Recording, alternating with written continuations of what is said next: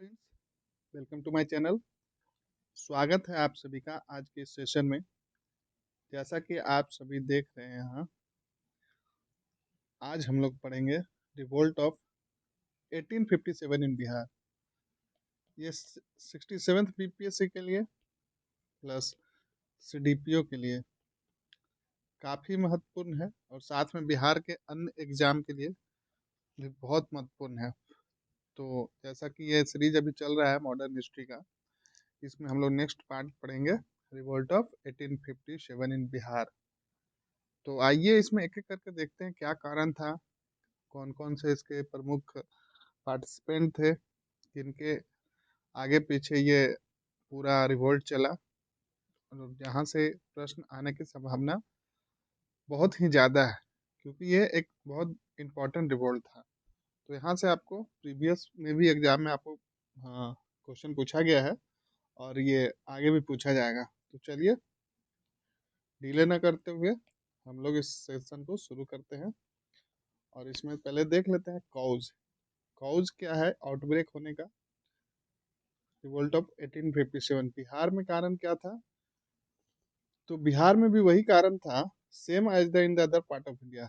जो भारत के अन्य जगहों पर जो कारण था, जस्ट लाइक वैसे ही बिहार में भी ये कारण था। It was combined effect of, तो देख लीजिए क्या क्या इफेक्ट था। The expansionist policies of British, जो उनका विस्तार करने का जो पॉलिसी था, इकोनॉमिक एक्सप्लॉयटेशन, जो एक्सप्लॉयटेशन किया जाता था वो, और इसके अलावे क्या था, administrative innovation over the year, but that had adversely affected the position of all like rulers of Indian state, sepoys, jamidars, peasants, traders, pandit and maulvis. तो ये सभी कारण थे। नेक्स्ट है आपका socio religious cause. Socio religious cause भी एक महत्वपूर्ण कारण था। साथ में फिर पॉलिटिकल कॉज था, इन्फ्लुएंस ऑफ आउटसाइड इवेंट्स। तो ये सब कारण था। देखिए ये सब बेसिकली पीटी में नहीं पूछा जाएगा कारण क्या था, मेनली रूप से उसमें इम्पोर्टेंट जो घटनाक्रम या लोग होंगे वो पूछा जाएगा। तो आइए हम लोग देख लेते हैं। तो ये है आपका 1857 रिवोल्ट। यहाँ से ध्यान से देखिएगा क्योंकि यहाँ से इम्पोर्टेंट क्वेश्चन जो पूछे जाएंगे वो इसी से आएंगे। तो आप इसको अच्छे से देखिए, सुनिए और कोशिश कीजिए उसको याद करने का। तो देखिए, it was at Rohini, already mark है यहाँ पे। अब village in Deoghar district. Deoghar district कहाँ है? अभी तो झारखंड में है लेकिन पहले तो बिहार में ही था। तो ये रोहिणी जो है वो देवघर डिस्ट्रिक्ट में है, जो कि अभी फिलहाल झारखंड में है। That there was the first outbreak of the revolt in Bihar on June 12 1857। तो इसमें 3 डेटा आपको याद रखना है। ये बेसिकली रोहिणी जो जगह था वहां से पहला आउटब्रेक हुआ बिहार में, जो देवघर डिस्ट्रिक्ट में है। और ये कब हुआ ध्यान रखिएगा, 12 जून 1857 को। Rohini was the headquarter of 32nd regiment of native infantry and portion of the 5th irregular cavalry under major Macdonald. तो आपको ये याद रखना है कि हेडक्वार्टर किसका था रोहिणी में? जो 32 रेजिमेंट ऑफ नेटिव इन्फेंट्री था उसका ये हेडक्वार्टर था। अब आगे है इसमें, William Taylor the commissioner of Patna was a cautious regarding the outbreak of the revolt in the city, especially due to the proximity with the divisional headquarter of the army at Danapur. तो देखिए ये काफी चिंतित था जो विलियम टेलर था। तो आप इस नाम को भी ध्यान में रख सकते हैं। और ये कौन था? तो ध्यान में रखिएगा, ये पटना का कमिश्नर था। एक second.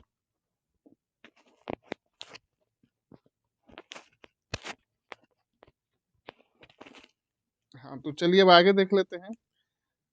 He adopted repressive measures against the Bahavi leaders of Bihar. He suspected that they were a real conspirator behind the revolt.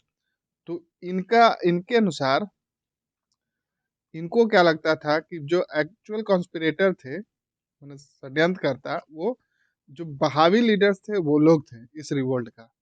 तो आइए देखते हैं आगे। There was another uprising in Patna led by, ये नाम आप अच्छे से याद कर लीजिए, इससे पहले भी प्रश्न पूछे गए हैं और आगे भी पूछे जाएंगे।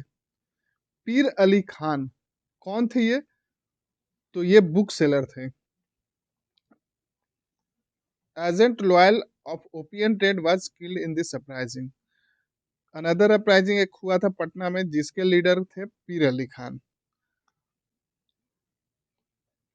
और एक थे agent loyal of opium trade was killed in this uprising, इसमें इनकी मृत्यु हो गई थी। This uprising was also suppressed the leader like पीर अली, लौथ अली खान, शेख घसीटा, along with the rebellious sipahi named Mahabat Ali and police jamadar named Ali were hanged. इतने लोगों को फांसी की सजा दे दी गई। On 25 July 1857 soldier station Muzaffarpur killed some British officer. कुछ सोल्जर ने क्या किया, ब्रिटिश ऑफिसर की हत्या कर दी। On the next day they marched into the Shahabad district and joined Kunwar Singh in his struggle against the British. The revolt of 1857 this begin in Meerut on May 10, 1857। तो देखिए कब स्टार्ट हुआ, ये डेट याद रखिएगा, कहाँ से, मेरठ से, और ये मई 10 यानी 10 मई 1857। Had it's deep rooted effect on Bihar, और इसका काफी प्रभाव रहा बिहार में। अब इसमें जो मोस्ट इम्पोर्टेंट जो आने वाला है आपका, जिनसे हमेशा बीपीएससी में या बिहार के अन्य जहाँ पे बिहार का पोर्शन पूछा जाता है, हिस्ट्री पूछा जाता है, वहाँ पे इनसे जुड़ी हुई प्रश्न बिल्कुल पूछे जाते हैं। तो आप इसको ध्यान से देखिए, और अगर सेशन को आपको अच्छा लग रहा है तो वीडियो को लाइक कर दीजिए, और चैनल को सब्सक्राइब नहीं है तो सब्सक्राइब कर लीजिए। चलिए तो आगे देखते हैं। 3 of the regiments at Danapur rose up against the company on 25 जुलाई। तो देखिए जो कुछ रेजिमेंट थे वो कंपनी के अगेंस्ट में खड़े हो जाते हैं, और वो कब होते हैं, तो 25 जुलाई 1857 को। On 26 July they march into the district of Shahabad. 26 जुलाई को मार्च करते हैं शाहबाद जिले में, to join in a well organised movement against British administrative authority under the able leadership of 80 year old Kunwar Singh. और ये एक तरह से अंग्रेजों का विद्रोह करके शाहबाद डिस्ट्रिक्ट में ज्वाइन कर लेते हैं किसको, जो वेल ऑर्गेनाइज्ड मूवमेंट था ब्रिटिश एडमिनिस्ट्रेटिव के खिलाफ। तो और इसके नेता कौन थे, तो वीर कुंवर सिंह थे, ध्यान रखिएगा। और ये कहाँ के थे, जगदीशपुर के। In his stronghold at Jagdishpur, he had established a factory of arms and ammunition and had a stored provision to feed an army of 20,000 men for 6 months। तो ये इन्होंने क्या किया था, जगदीशपुर में काफी पकड़ थी इनकी, और इन्होंने एक फैक्ट्री स्टैब्लिश की जहाँ पर आर्म्स आर्म्स वगैरह बम बारूद बनाया जाता था, और उसको एक तरह से इन्होंने 20,000 आदमी की खाने और रहने की व्यवस्था करके रखी थी। The chief of follower of Kunwar Singh were his brothers Amar Singh. तो अमर सिंह ध्यान रखिएगा, इनसे भी प्रश्न पूछा गया है। तो ये अमर सिंह कौन थे, तो उनके ब्रदर थे, भाई थे। His nephew Ritbhanjan Singh and Nishan Singh etc..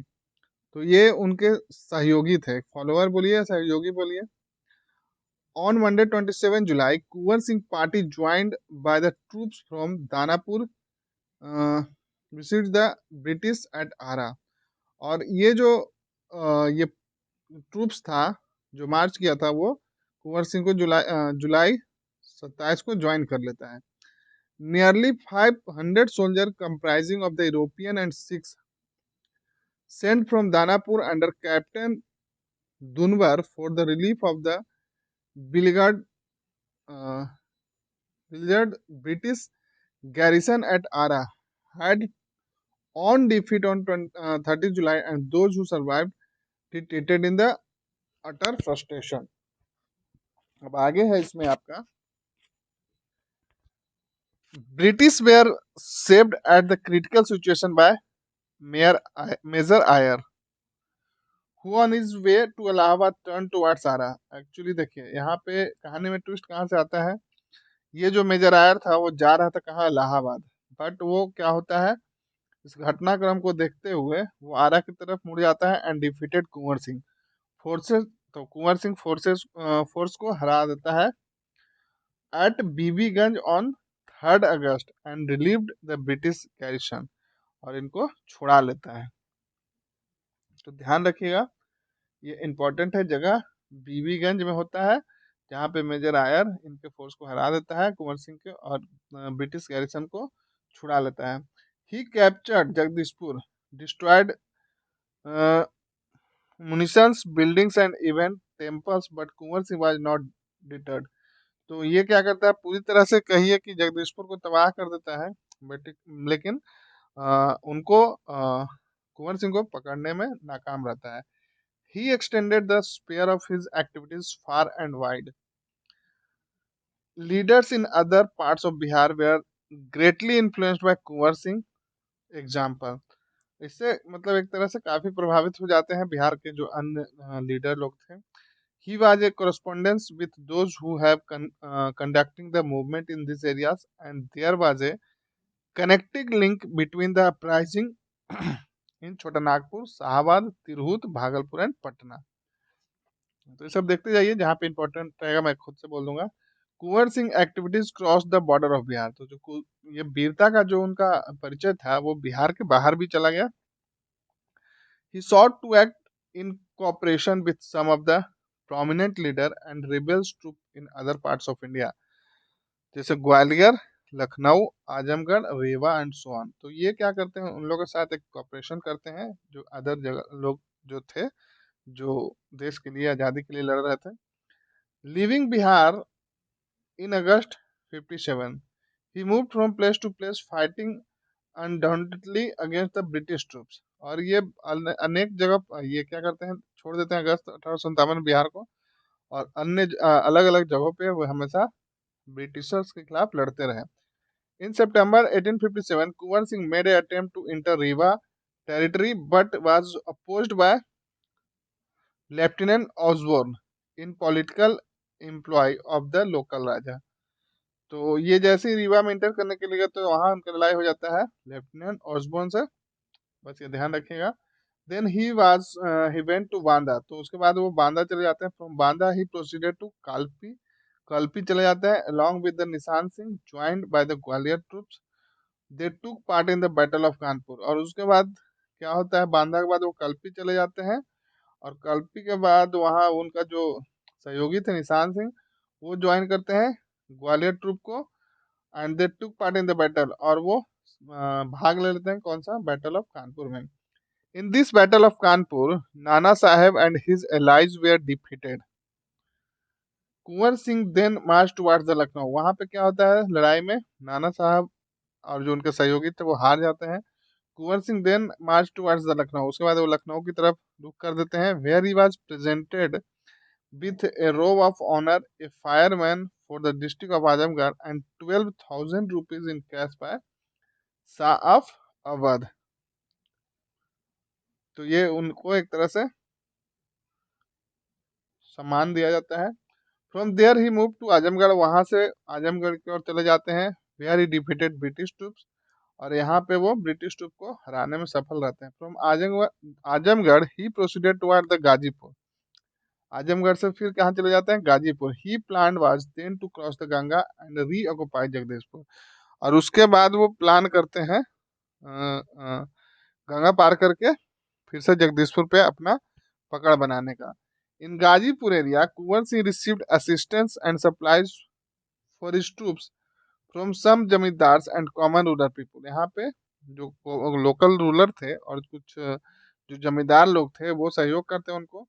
On 21 अप्रैल 1858, मतलब कि 21 अप्रैल 1858, Kunwar Singh fought bravely against the British troops under the brigadier Douglas.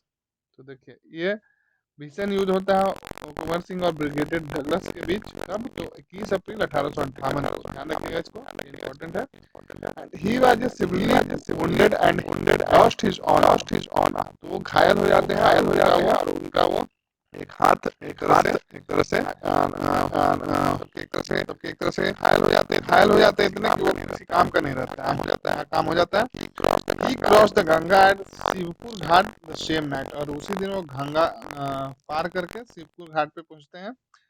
Bye 23 April 1858 Kunwar Singh was at Jagdishpur. देखिए इतने तारीख को क्या था, वो जगदीशपुर में थे। A British force sent toward the Jagdishpur under the captain Le Grand again against Kunwar Singh suffered a severe repulse on 23 April 1858 with a heavy losses. Wounded out by the fatigue and intense fighting, he died. काफी लगातार उन लड़ाई करते हैं और as हो गया था, तो वो क्या होता है जो, और वो उनका जो जख्म हो गया था उसके वजह से क्या होता है, he died 3 days after 26 April 1858 the victory over Le Grand troops. तो वो इससे लड़ते हुए वो घायल हो जाते हैं और मृत्यु हो जाती है। But the follower of Kunwar Singh continued the struggle in different parts of the Bihar under the leadership of brother. और उसके बाद जब कुंवर सिंह की मृत्यु हो जाती है तो उसके बाद उनके जो भाई थे अमर सिंह, उनके नेतृत्व में ये जो लड़ाई थी वो जारी रहता है। हर और अमर सिंह और हरकिशन सिंह और ये सब लोग थे जो उनके बाद नेतृत्व किए थे, Jodhum Singh and some other with the active cooperation of Ali Karim. Some of them even set up a parallel government at Jagdishpur.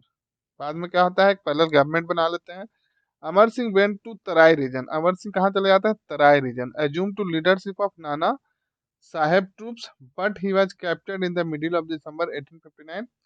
He was kept temporarily in the Gorakhpur jail pending his trial his own district, but before his trial could take place, he died in Gorakhpur jail on 5th February 1860। उनको मृत्यु याद है किनकी, तो अमर सिंह का। From an attack of dysentery, British authority was seriously challenged at this time.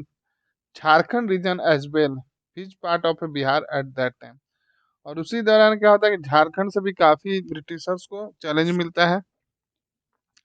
और ये एक तरह से कहानी था, जो इम्पोर्टेंट फैक्ट्स थे जो एग्जाम पॉइंट ऑफ व्यू से काफी इम्पोर्टेंट थे, तो ध्यान रखिएगा।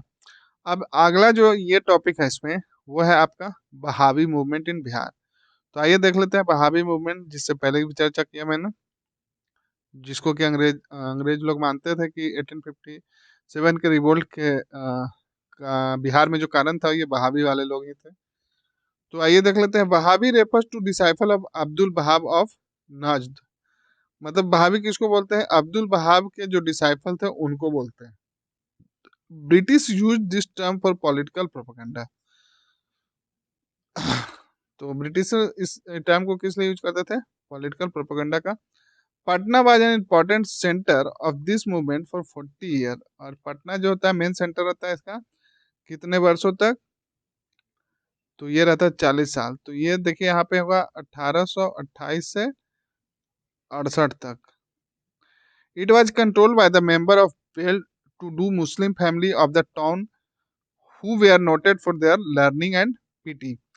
अब इम्पोर्टेंट देखिए इसमें, Syed Ahmad was the founder of this movement in India. जो मोस्ट इम्पोर्टेंट है इसमें ये वाला है, इसके फाउंडर कौन थे, तो सैयद अहमद थे। Although essentially a religious movement, this movement had an important role to play in Bihar struggles for freedom during the 19th century because it had a political objective as a part of its religious ideal। तो देखिए याद करने के लिए PT fact जो है आपका ये वाला है और ये वाला है, कि जो मेन सेंटर बहावी मूवमेंट का कौन सा था, तो पटना था। और कितने वर्षों तक, तो ये 40 ईयर तक, ध्यान रखिएगा इसको। As per the leader of this movement, it was an un-Islamic to be ruled by the British to free the country from the foreign domination was the political object of the movement. According to the leader of this movement, it was a un-Islamic to be ruled by the British. Bahabi means, तो ये देख लीजिए फिर से repeat हो गया यहाँ पे, Wahabi means disciple of Abdul Wahab of Najd, जो कि अरेबिया से थे। The term was used by British for, ये तो आई थिंक रिपीट हो गया यहाँ पे, चलिए देख लेते हैं। प्रोपेगेंडा फॉर 40 ईयर्स, तो ये था आपका 1828 से 68। It has important centre of Patna and was controlled by the member of well to Muslim family. ये थोड़ा यहाँ बुक में ही रिपीट है, ये वाला लाइन और ये वाला लाइन।